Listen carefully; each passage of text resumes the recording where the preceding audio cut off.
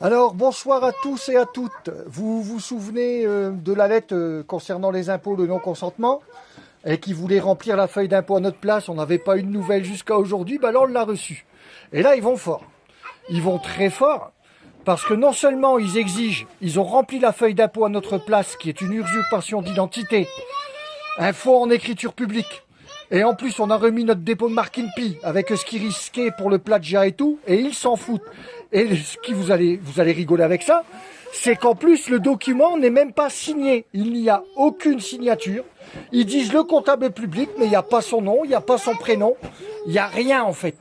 Absolument rien. Ce qui fait qu'en plus, c'est un document qui est du coup illégal, puisqu'il n'est pas signé. Il était déjà illégal à l'avance parce que usurpation d'identité, plagiat, par rapport à la marque déposée. Ensuite, le non-consentement libre et éclairé que nous avons le droit d'avoir envers l'impôt, parce que l'article 16 des droits de l'homme dit bien que c'est nous qui pouvons en déterminer la quantité et la quotité. Or là, c'est plus le cas. Donc, ce qui prouve bien qu'on est en esclavage et qu'ils se croivent tout permis, mais absolument tout. Voilà, et si là, ça réveille pas, si ça vous réveille pas, c'est qu'il y a un grand problème. Donc nous, on va aller porter plainte, ça c'est sûr. On sait qu'elle va être classée sans suite, mais après, on le fera en constitution de partie civile.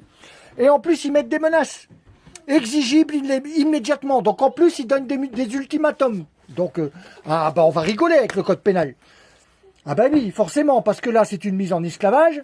Et puis c'est une participation à une escroquerie en bande organisée, parce que du coup, on va pas en rester là. Voilà. Donc, et plus on sera nombreux à faire ces démarches, je conseille même à tout le monde, plutôt que de le faire chacun de notre côté, de nous porter en constitution de partie civile, tous ensemble, face au ministère des Finances publiques directement. Il faut attaquer le ministère des Finances publiques direct. C'est comme ça qu'il faut agir maintenant. Mais il faut être des milliers à le faire. Parce qu'ils ne pourront pas le cacher.